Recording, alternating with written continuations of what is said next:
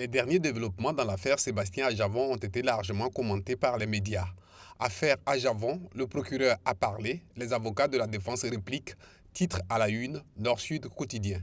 À la grande une du journal Le Clairon, on peut lire Affaire 18 kg de cocaïne de Lambouriameni.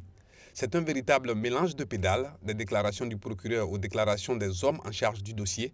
On ne comprend plus rien car il y a comme un méli-mélo qui embrouille totalement les populations vu que les gens se prennent pour des experts en stupes et autres, écrit le journal qui ajoute « Les anciens présidents doivent voler au secours du peuple ».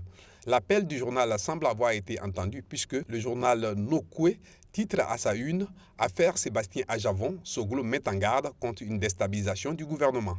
Le quotidien écrit, je cite, « La détention de l'homme d'affaires Sébastien Ajavon dans une affaire de trafic de drogue n'est pas du goût du président Nicéphore Soglo. Son objectif clairement affiché est d'empêcher la déstabilisation du gouvernement Talon dans la gestion de cette crise. » Autre démarche signalée par les médias, celle du doyen Albert Thévodiré. Affaire Ajavon, inquiet, Thévodiré veut rencontrer Talon, peut-on lire en co-une du journal Les 4 vérités. La grande une du journal s'ouvre sur cette interrogation.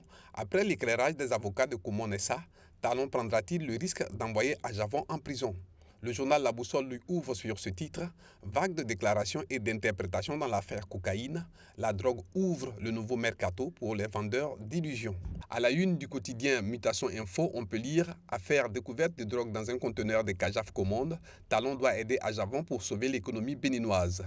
Le Bénin est actuellement qualifié par un budget national essentiellement fiscal et par une pauvreté qui prend des proportions inquiétantes, alors que le président Sébastien Ajavon est le premier contributeur au budget et demeure celui-là qui investit énormément dans le social pour la réduction du chômage, écrit le confrère.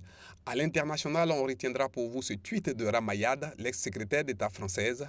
30 ans sans la moindre casserole et soudain, il semble qu'on va nuire à l'avenir du Bénin.